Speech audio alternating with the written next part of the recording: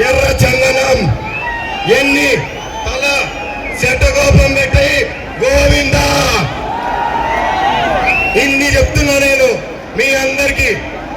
మనము చూడండి అయ్యా, మన భద్రత లేదు.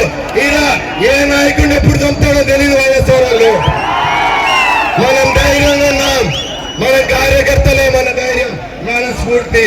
అందుకే నేను ఒకటి చెప్తున్నా, తెలుగుదేశం ప్రభుత్వం మరియు బీజేపీ ప్రభుత్వం ఇక్కడ రోషన్న గారు గెలవడం పద్యం. మేము వచ్చిన హామీలు మీ ఇల్లు కడతాం. మీ అందరికి 5 మంది కమిటీ వేసి రెవెన్యూ, పోలీస్ మరియు ఇరిగేషన్, పంచాయతీరాజ్, ఎడ్యుకేషన్ మరియు ఉద్యోగాలు ఇచ్చే కల్పన చేసేదానికి 5 మంది కమిటీతో మీ ఇల్లు కడతారు మీ రోజుల్లో. అందుకే మీకు చెప్తున్నాం, ఈయన గుడ్లన్నీ సంరక్షణ చేస్తాం, రైతన్న కష్టాలు నష్టాలు చూపిస్తాం. ఈ రోజు మీ గత కోసం, బద్వేల్ భద్రత కోసం, బద్వేల్ భవిష్యత్తు కోసం, బద్వేల్ భవిష్యత్తు కోసం మాది అందరిది బాధ్యత, మనందరిది బాధ్యత, మనందరిది బాధ్యత. ఇవన్నీ చేయండి.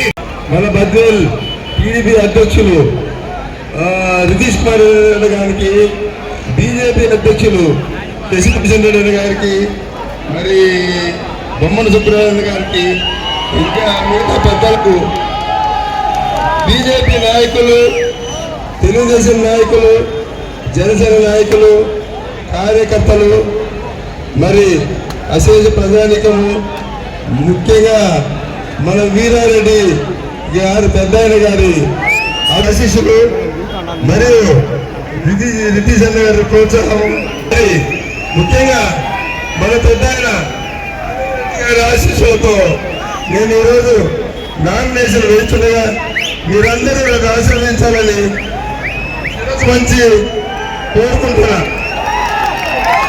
ఈరోజు నేను చెప్పేది గత 5 సంవత్సరాలుగా ఈ బద్వేల్ నియోజకవర్గంలో ఎలాంటి అభివృద్ధి జరగలేదని అనే విషయం మనందరికీ తెలిసిందే. ముఖ్యంగా ఏం జరిగాయి? భూ కబ్జాలు, పేదల ఆస్తులు లాక్కోవడము, రేట్లు పెంచడము, నిరుద్యోగం పెంచడము, చిన్న చిన్న మౌలిక వసతులు ప్రజలకు కల్పించకపోవడము, వాళ్ళకి ఇబ్బందులు కూర్చోడము, ఈ మాత్రమే మనం నిత్యం చూస్తున్నాం. వెంటనే ఇక్కడ ఈ నియోజకవర్గం అభివృద్ధి మా మొదటి ధ్యేయం. తర్వాత ఇక్కడ భూములు లేకున్న భూ కబ్జాదారులందరికీ హెచ్చరిస్తున్నాం. మేము అధికారంలోకి వచ్చిందే ప్రతి భూ కబ్జాదారుని బయటికి లాగి చట్టపరంగా శిక్షించి భూములు లేని ప్రజలకు లాక్కున్న వారందరికీ భూములు ఇస్తామని హామీ ఇస్తున్నారు. సుబ్రహ్మణ్య